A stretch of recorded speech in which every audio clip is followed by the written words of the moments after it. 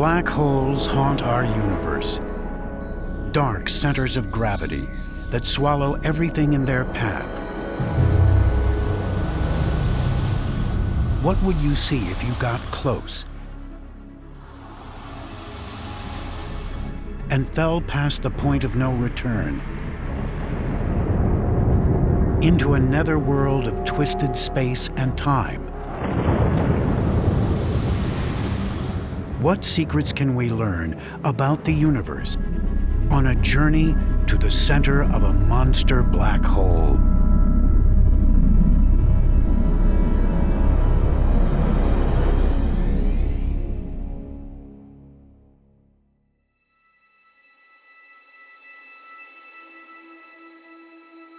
Imagine traveling to the very center of our galaxy, 26,000 light years away, and finding a vantage point on the night sky. You'd see millions of stars, and on the horizon, a strange dark sphere rising. It's a black hole, an object so dense, nothing can escape its gravitational pull, not even light. This monster is 10 times the size of our sun, yet millions of times heavier. It's not the only one out there.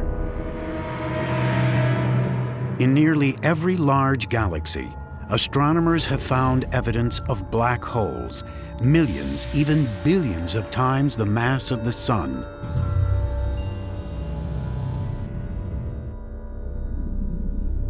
How did they form? And how did they get so large? In the search for answers, we are beginning to glimpse the forces that shape the stars, planets, even life.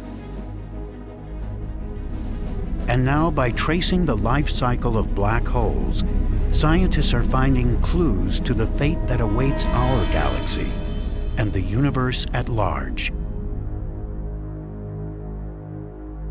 But how do you study something that by nature evades detection? Sometimes the universe lets us in on its most mysterious workings.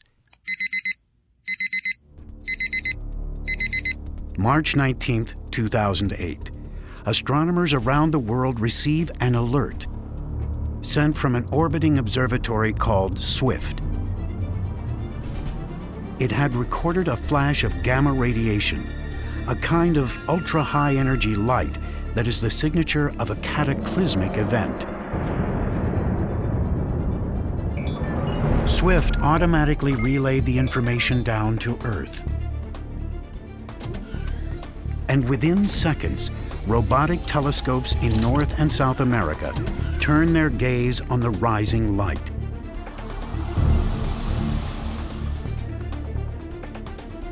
Astronomers dial into the data to see how bright and powerful the flash had become.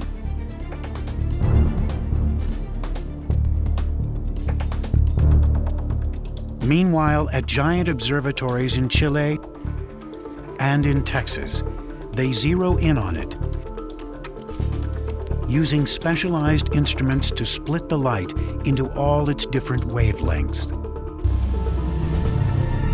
That tells them how far the light had traveled to reach Earth. What they find is that it had come from 7.5 billion light years away, halfway across the visible universe. Tom Vestrand heads a robotic telescope project at the Los Alamos National Lab in New Mexico.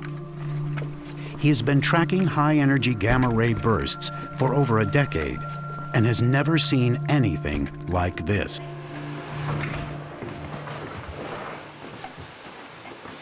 Okay, let's see what we have. It was the most luminous thing ever detected by mankind. Traditionally, think of astronomy as something that happens very slowly. But this was a thing that had been traveling to us for 7.5 billion years, arrived here, and for 30 seconds it was astonishingly bright. Amazingly bright minutes later, even still showing signs of saturation. Yep. It was so bright, in fact, that it was visible to the naked eye. Putting together evidence from ground and space telescopes, astronomers determined that the flash was a narrow but intense beam of light, and that most likely it broadcast the birth of a black hole. This singular moment is the endpoint of a violent chain of events in the core of a large star.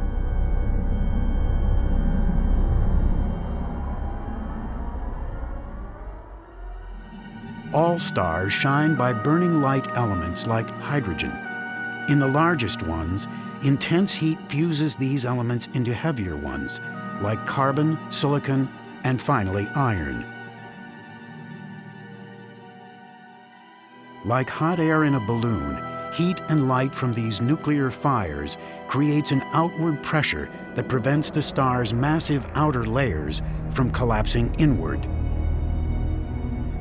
Eventually that fuel runs out, the energy flows out through the star off into space. It can't go on forever.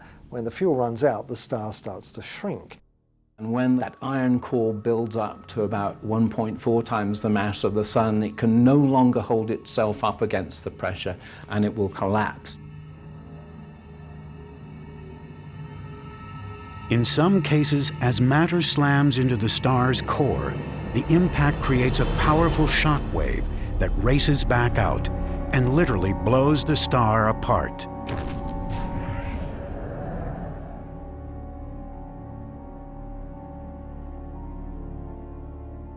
Our galaxy is littered with the scattered remains of these supernovae, as shown in images like these from the Hubble Space Telescope. But what happens to the collapsed core of these dead stars? When a large star implodes, its weight is enough to squash all the atoms in its core down to their nuclei. The result, an ultra-dense ember called a neutron star. The density of a neutron star is something like taking a mountain and crushing it down to the size of a marble, about so big. Neutrons can withstand incredible pressures. But if enough matter falls onto them, beyond a critical threshold, they can be crushed down to nothing. When that happens, a black hole is born. A black hole is gravity taken to the extreme. Its mass is literally packed into a point and enshrouded within a dark sphere called the event horizon. That sphere is the point of no return. Any gas, stars, or planets that fall in disappear forever. A black hole is a region of space and time which is both black and empty. It's black because light can't escape from it, gravity pulls the light back, but it's empty because the object or system that collapsed to form it in the first place has shriveled away to nothing. The common idea that a black hole is just made of very compacted matter, it's wrong. It's just simply wrong. It may have been created from very compacted matter, but the matter is gone. It's been completely destroyed. It no longer exists. And yet it leaves behind a powerful legacy, its gravity. According to Albert Einstein, gravity is not just the attractive force of planets and suns.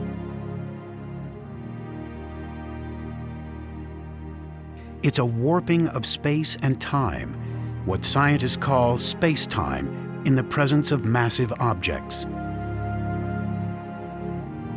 A planet, for example, goes into orbit when it's caught in the warped space surrounding a star, like a ball spinning around a roulette wheel. With the mass of a star squashed down to a point, a black hole is a deep puncture in space-time. When a black hole is born, the energy gets transformed from the energy of the matter to the energy of warped space-time. So it's a transformation of the form of the energy from one to another, but the energy is still conserved. What you're left behind with is warped space-time that has a huge amount of energy in it. With that energy, a black hole can affect its environment in profound ways.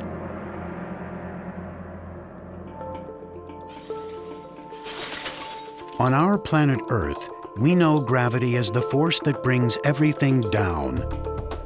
The impact releases energy, a crash.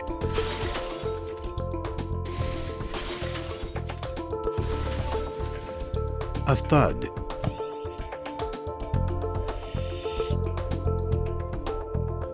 A shatter.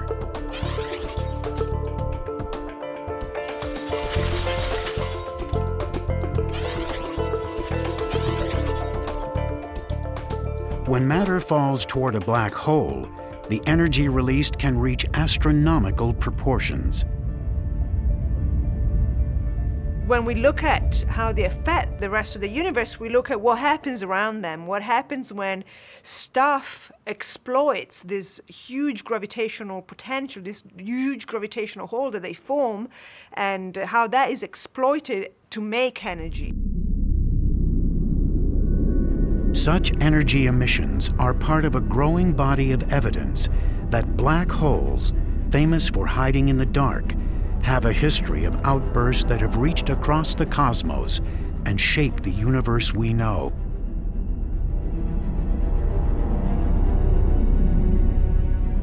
Scientists are following this energy like a trail of clues, leading ever closer to the black hole's dark heart.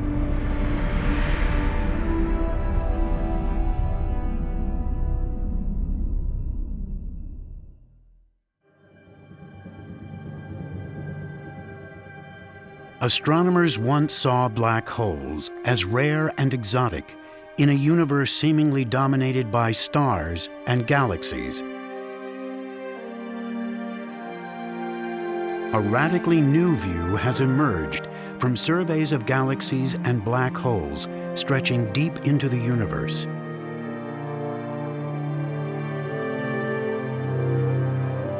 Giant black holes lurk in the dust lanes and swirling gas clouds at the centers of nearly every large galaxy.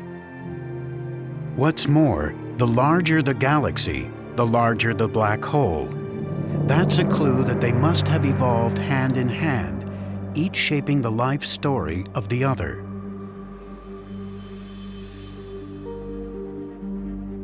To find out the role black holes played in the evolution of the universe, astronomers are trying to recreate this shared history with what amounts to a whole new branch of science. They are using supercomputers to simulate the sweep of cosmic history, including that of galaxies like our own.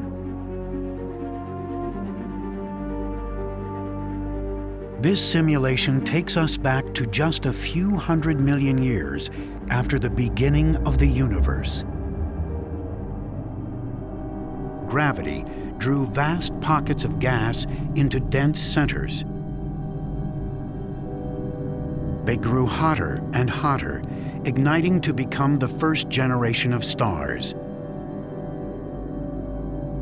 These stars lived hot and fast, and in only a few million years, some blew up in powerful supernovae. From these stars likely came the first generation of black holes. Cosmologist Tiziana Di Matteo is part of a wider effort to see what marked these early black holes left on the universe. Her computer program simulates the action of gravity on gas, the formation of stars, galaxies, and black holes. Her goal is to create a virtual universe that evolves like the real one did, with black holes and galaxies emerging and growing together.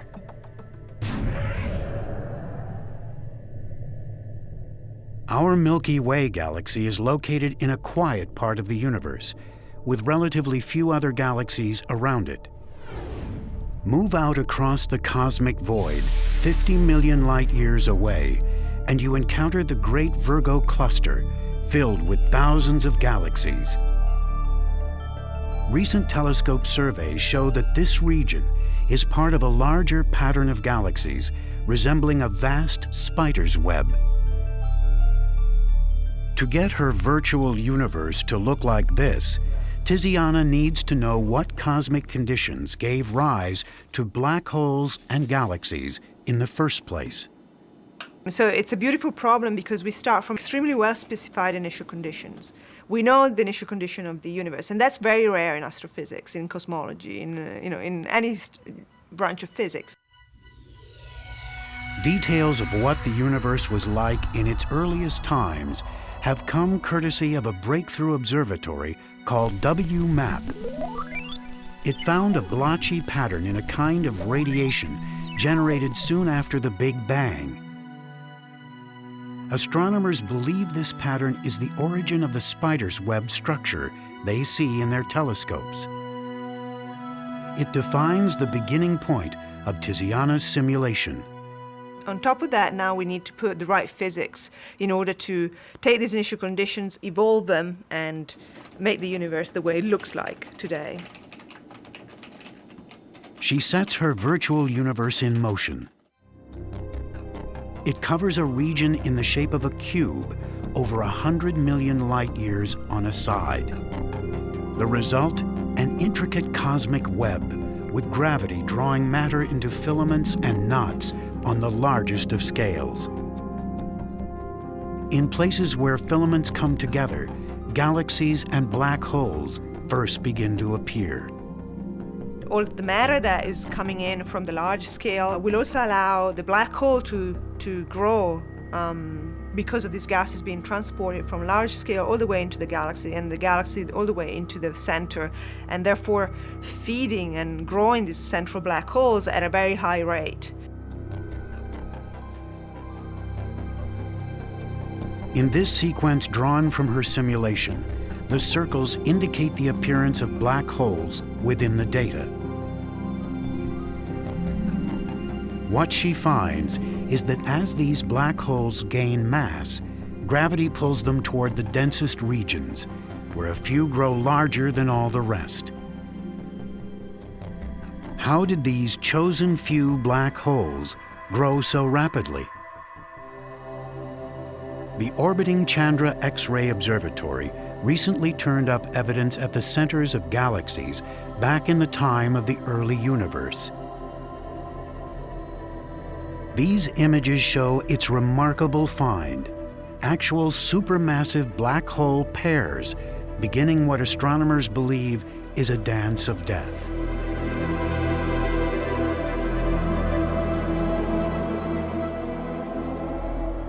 In most cases, their forward momentum simply causes them to go into orbit around each other, like a planet around a sun.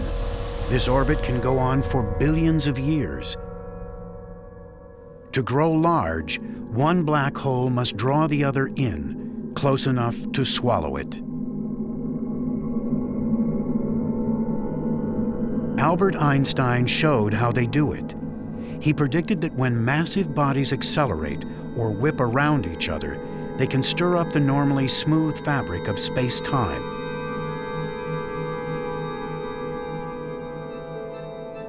It's like a rock hitting a pond. Some of the energy of the impact is transferred to waves that move outward along the surface. Likewise, a titanic collision of black holes would send waves, gravity waves, racing across the universe.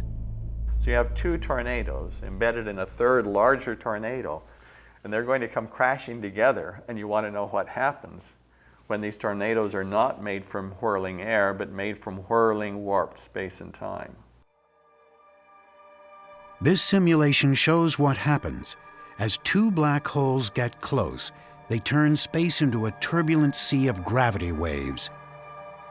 These waves have the effect of carrying energy away from the orbit itself, That allows the pair to draw each other in and merge into one. We go back to half of the age of the universe, and all of these black holes are swallowing large amounts of gas. So it's a fun time. It's sort of the golden age for the growth of most black holes. The reason why this is because most of the large major mergers are occurring in the universe around this time. This simulation shows how a galaxy like our own might have taken shape in a flurry of mergers and collisions.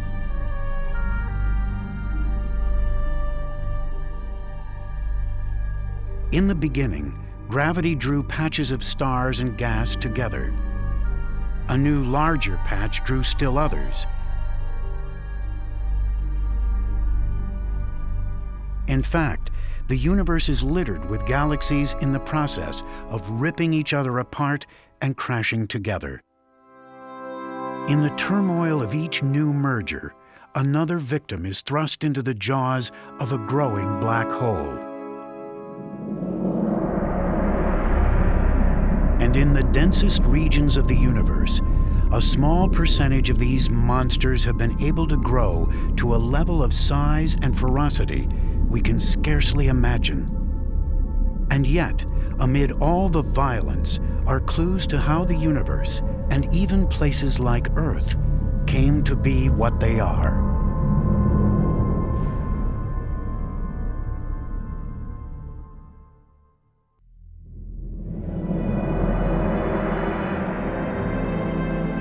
Astronomers have long puzzled over a class of ultra-bright beacons of light from the distant universe called quasars. In time, they link them to the outpouring of energy from the centers of galaxies and to growing black holes. But how can something that emits no light shine so brightly? 2 minutes. The chance to solve this mystery has drawn a crowd near NASA's Kennedy Space Center in Florida. 80 seconds. Ranges go. Mounted in the nose of a rocket just up the beach is the next generation cosmic explorer.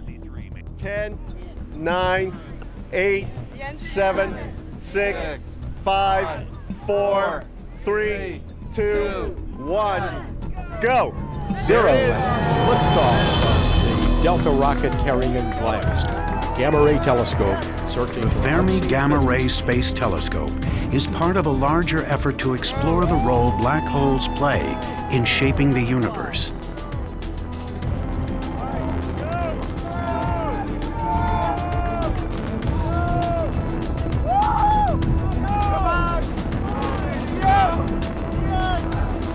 Farewell. Catch on the other side. Yeah. To me, the idea that we're standing here on this planet in our own little area of our galaxy, we're able to look around and make meaningful measurements, have a theoretical understanding of the entire universe in which we live, to me is something that all of humankind can justifiably take pride in. The black holes that interest Steve Ritz, a project scientist, and his team are among the largest ones out there. The energy they emit is thought to stem from periods of rapid growth at the center of galactic feeding frenzies. Billions of years ago, in places where the universe was dense with matter, gravity drew swarms of young galaxies hurtling toward each other. A large galaxy grew in the center, and when another galaxy fell toward it, it hurled matter at a central black hole. Force-fed like this, the black hole could grow up to several billion times the size of our own sun.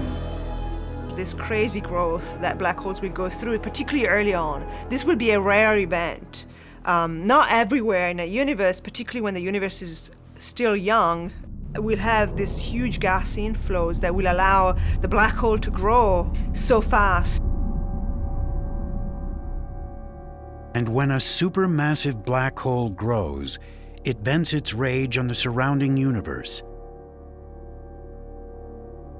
You can see the evidence in these telescope images. They show powerful beams of energy, or jets, coming from the centers of galaxies, and often extending tens of thousands of light years into space.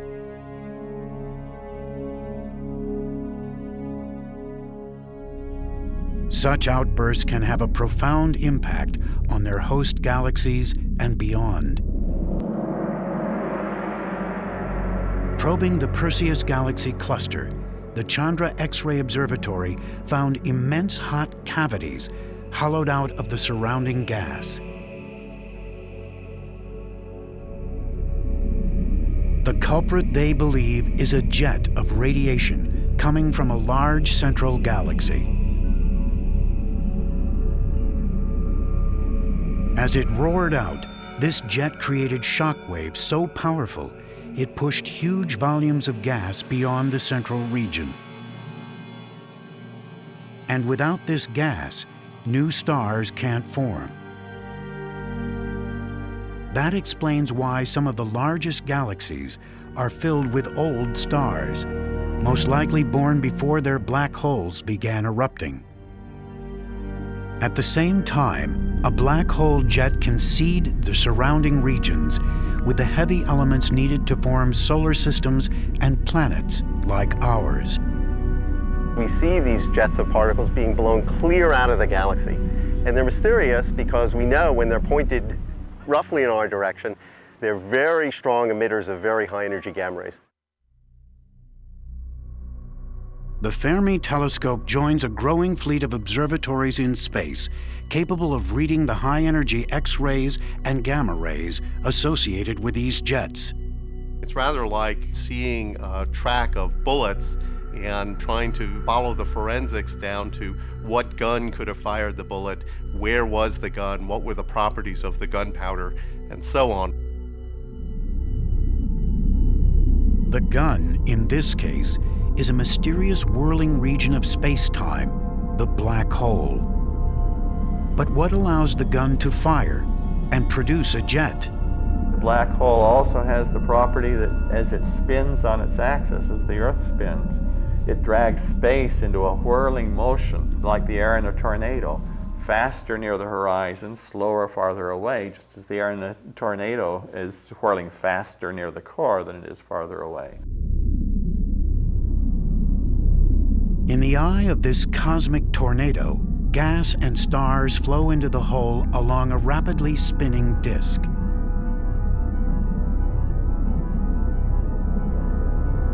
The spinning motion generates magnetic fields that twist around as matter swirls in. These fields channel some of the inflowing matter out into a pair of high-energy jets. So we can extract then the rotational energy of a black hole. Nature can extract it. And the amount of energy you get out is enormously larger than all the energy you can get from burning all the nuclear fuel inside of stars. It's the equations of Albert Einstein that describe the source of this incredible power, the extreme warping of space just outside the black hole. What we can learn from these equations doesn't stop at the event horizon. They can also let us enter, with our minds, the realm within a black hole. Most likely, we'll never directly see how those equations play out and live to tell. A future explorer prospecting for data would tempt fate by traveling too close. If the monster is a collapsed star, weighing a few times the mass of the sun, its gravity rises sharply. The pull on the starship's nose is so much greater than on its tail that gravity rips it to shreds.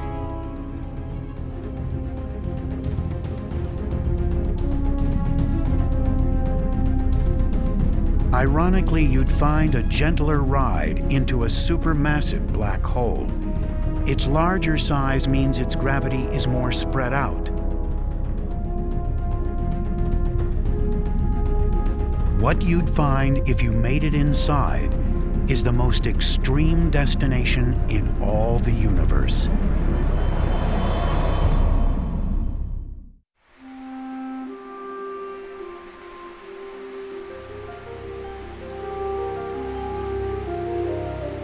Andrew Hamilton, an astrophysics professor, has been investigating what happens when matter falls inside a black hole.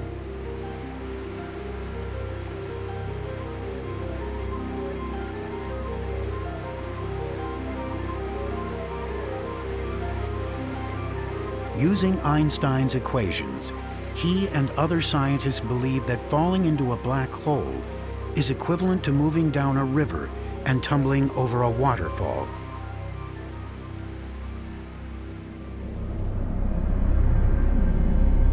Like a cosmic precipice, the outermost region of the black hole, the event horizon, is where space itself flows relentlessly in. What does one mean by space falling or doing anything? It's just that if you put objects in space, then they will move in certain ways. And if you put objects near a black hole, as they approach the horizon, inevitably they must approach the speed of light in order to stay at rest. Otherwise, they're going to fall inside the horizon. If the black hole is spinning, the central region is bounded by what's known as the inner horizon. In a case defined only by Einstein's equations, an object may whip around so fast it gets flung outward. If there's nothing inside the black hole except the space-time structure itself, or there's nothing inconsistent about having space fall inside, turn back around and come back out again, because space has no substance, so there's no problem with it moving through itself. It would be like a river racing over the falls, hitting the rocks below, then flowing back up. In the strange world of general relativity, you fall in through a region, a black hole region, where space was falling faster than light. And now space has turned around and is now pushing you outward faster than light. Imagine charting a starship's course into this topsy-turvy realm. If you survived the fall down to the event horizon, you'd accelerate through it. You go with the flow, you hit the speed of light at the horizon. Now, you can still see stuff from the outside world, even when you're inside the horizon, but people can't see you because space is falling faster than light. To understand the chaotic region within, Hamilton has enlisted Einstein's equations in a project to visualize the black hole's inner anatomy. You could only get this close on a spaceship propelled by pure mathematics. Passing through the event horizon, we approach the central zone.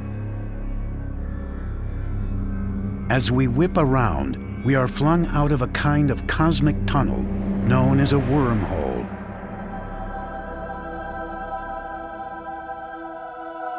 At its end, we pass through what's known as a white hole. Like characters in a science fiction story, we exit into another time or place, perhaps another universe. This strange passage is the work of theory. In reality, it couldn't form amid all the turbulence. The moment you introduce any real matter, then the stuff that's trying to fall in tends to collide with the stuff that's coming back out again. There's a turbulent, chaotic maelstrom deep down inside the black hole. In a waterfall, this collision zone is where water crashes on the rocks, and ricochets into the downward flow. Here, turbulence rises. All order disappears. In a black hole, the collision zone is the inner horizon, where swirling matter envelops the central core.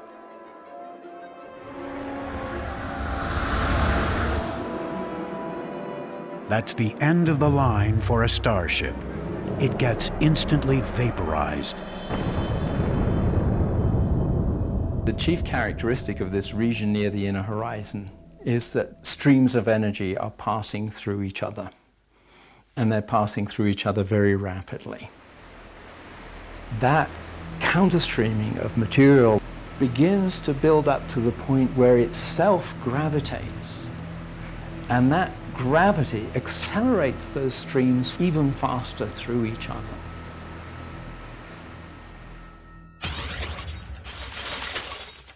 In the gentle world we know, the energy released by gravity quickly dissipates.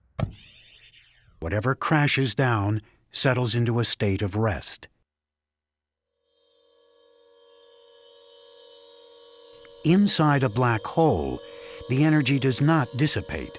Instead, it builds on itself, rising to an extreme state known as the Planck density. To grasp what that is, imagine taking all the matter we can see with our telescopes, all the trillions upon trillions of stars that make up all the galaxies in the universe, and crush it Down to the size of a marble. No, don't stop there. Keep going. Crush it all the way down to less than the size of an atom. That is a Planck density.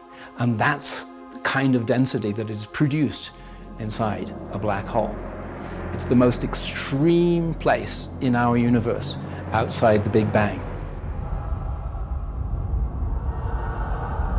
In this state, temperatures rise to 1 trillion times hotter than the center of our sun.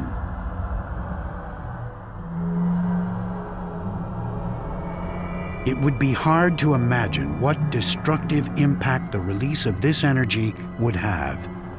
Fortunately, extreme gravity holds it tight within the black hole's event horizon. Despite the roiling turmoil within, the supermassive black hole in our galaxy is thought to be relatively quiet. Has it settled into retirement? Or will the energy of whirling space close to its event horizon somehow be unleashed? Astronomers believe that turbulent times lie ahead. The Andromeda Galaxy is located 2.5 million light-years from our Milky Way. Scientists calculate that it's barreling toward us at over 200,000 miles per hour.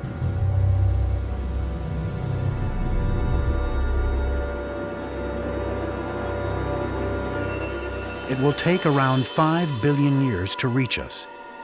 By that time, the sun will have entered its twilight years, swelling to an enormous size and scorching the Earth. But a much larger galactic catastrophe is about to unfold. A simulation of the Andromeda-Milky Way collision shows the likely chain of events. At first, the two pass in a close encounter. Their mutual gravity tears them both apart. Scientists say the odds are that our solar system will get flung out to the far edges of this maelstrom.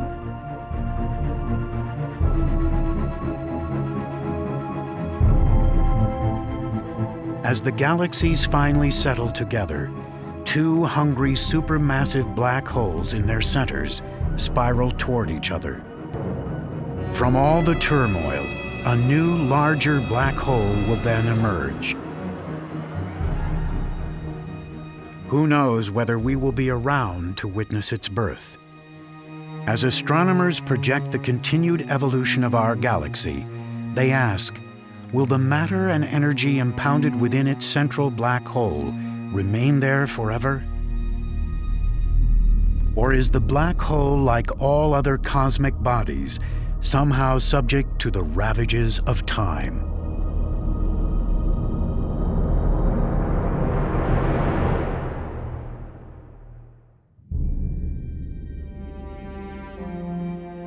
We live at a time in which most of the energy of the universe is produced by stars. Trillions of years from now, all across the universe, stars begin to use up their fuel and fade away.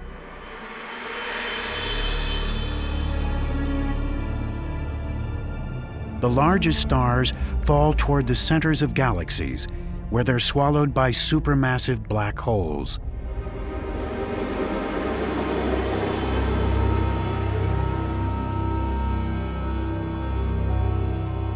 As the universe decays, it gives way to a long era dominated by the remnants of dying stars and black holes. The far future of the universe is one where the stars have burnt out and formed neutron stars or white dwarfs and some black holes, and eventually, over long periods of time, the black holes merge together to form bigger black holes. In time, much of the matter within galaxies will fall into these black holes, and they will become the last bastions of our universe. How long will they last? The answer may come from a theory proposed by the cosmologist Stephen Hawking.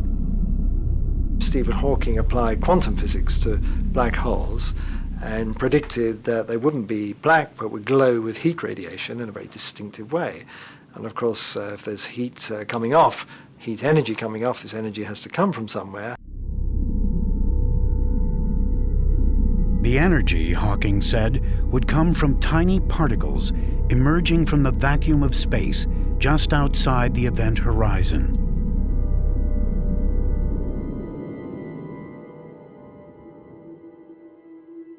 Some of those particles radiate away, taking minute amounts of mass from the black hole, like water evaporating from the ocean.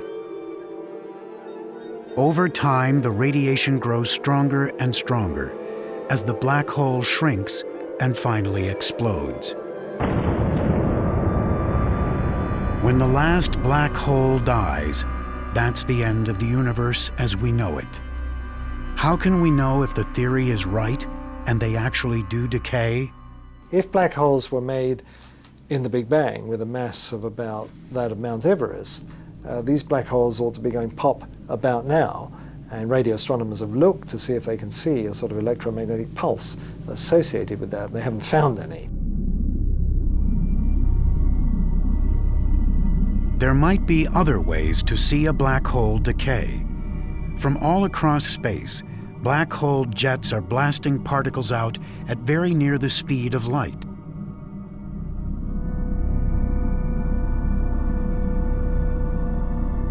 These particles, called cosmic rays, slam into our Earth's atmosphere with enough energy to create miniature black holes. These mini monsters would decay immediately in a shower of particles, but they are very difficult to observe. We're almost to store. The emittances look good. Okay. What if you could produce collisions this powerful in an Earth-bound lab and under controlled conditions actually create a black hole? All right, so let's go ahead and If you fill. could then watch it decay, it would provide a unique window onto the future of black holes. Okay, filling blue. So we'll start collimating in blue ring. It's hoped that taking two very high energy small pieces of a very fast proton and colliding them with each other, you can put enough energy into a small enough space that you can actually create the conditions by which a black hole would form. These black holes are supposed to be very small, therefore very hot, and therefore they essentially radiate themselves away immediately. 1.2, 1.3, 10 to the 9. Barbecue is still locked. Feedback looks good. All right, here we go. At Brookhaven National Lab in New York State, physicists are using advanced technology to blast gold atoms in opposite directions down giant tunnels almost 2.5 miles long. They accelerate these atoms to within a tiny fraction of the speed of light.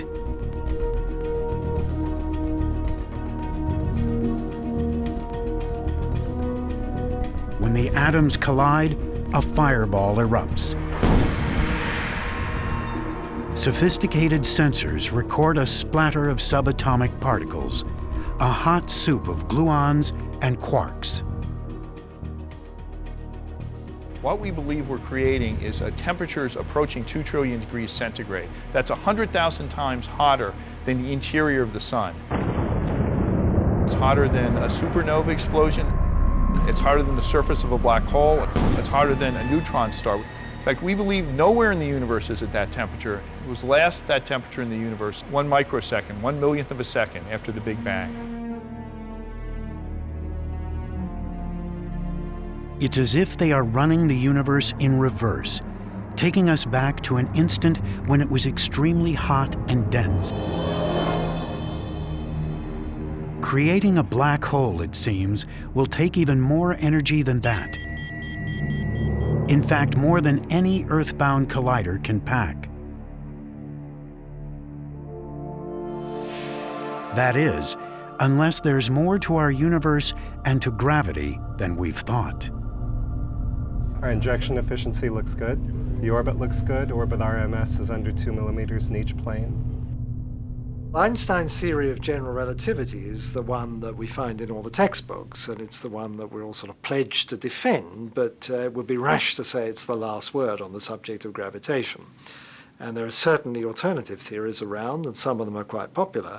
And some of these theories, these are non-standard theories of gravitation, predict that you could make a black hole by colliding together subatomic particles. Some scientists believe they may be able to create one at a new and more powerful system in Europe called the Large Hadron Collider. The key lies in whether the world we know is part of a more complex cosmic reality, beyond the 3 spatial dimensions plus time that we experience in our everyday lives. If so, we would be like insects living on the 2-dimensional surface of a pond, unaware of the deep and complex reality below it. That we can be living on the surface of the pond, happily minding our own business, but not realizing that underwater, something, say a fish underwater, could be swimming through the water, causing disturbances that propagate up to where we are. We could feel it happening, we could essentially see our universe around us changing, but we look around for the cause of it and we won't know what it is.